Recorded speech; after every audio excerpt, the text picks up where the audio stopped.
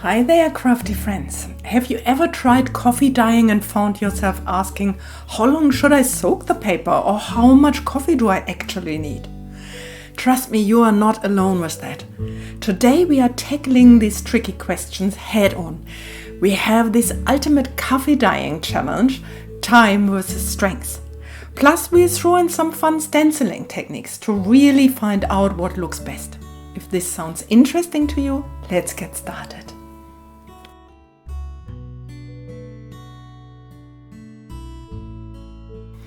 So here's the plan. We are going to experiment with three things.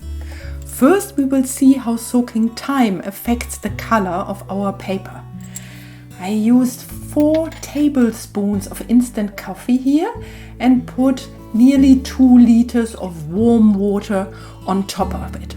We'll soak now the paper for times ranging from just 1 second all the way up to 60 hours. Okay, let's see. Like here you can see I will take normal copy paper and just push it under one sheet after the other, trying to get it all nicely soaked in. And then here the first one comes out after 1 second. Now I will continue adding more and more paper and putting a timer for myself so that I can see how long each of these papers were in. The longest I left the paper in was 60 hours, and I put them all down and let's see the result.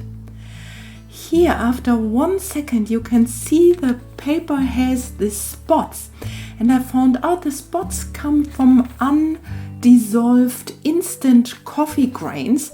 They leave these marks on the paper.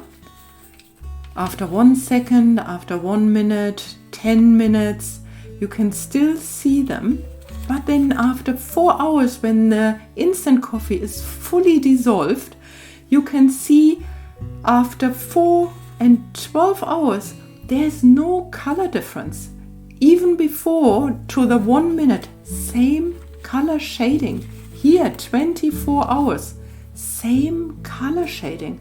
I was really surprised to find this out, that even after 60 hours, the time of the soaking made no difference.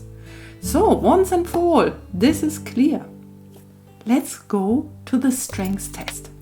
Here I took 5 different containers and had 1 tablespoon, 2 tablespoons, 3 tablespoons, 4 up to 5 tablespoons of instant coffee, and then small pieces of paper that I soaked in for just 15 minutes. Like I tried to make sure that the instant powder is completely dissolved, and then I put all the papers in, left them for 15 minutes, and then let's see the result. Okay, here it's 1 tablespoon, that's the color. Then here the second. I hope the camera picks it up. Can you see it's slightly darker? And then the same with 3 tablespoons. Again, it gets slightly darker. Here 4 tablespoons again, and 5 gets really way more saturated. So the results are in. If you would like to have the color shading, you need to have different strengths of instant coffee, not different lengths of time. Let's play a little bit with stenciling. I took the leftover coffee, and here just with a little brush, a foam brush, I'm just soaking a little bit of the coffee inside. Very easy. Here just dipping it on the white plain copy paper. and then just left it to dry until the paper was dry.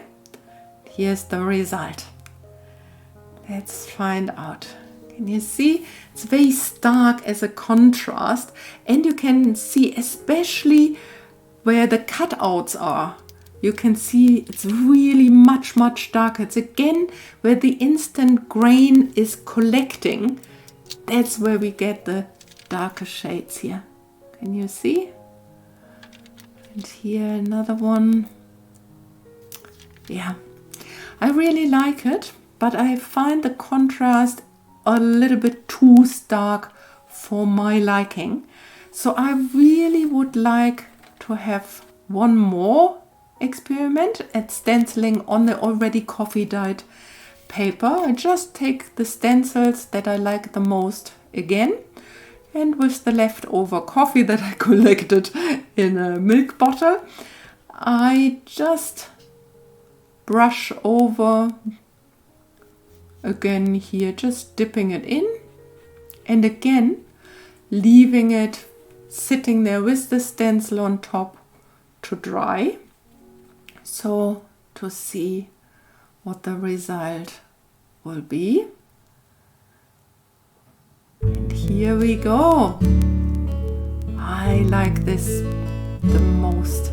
I find it so rich in color but so subtle in the shading. Beautiful.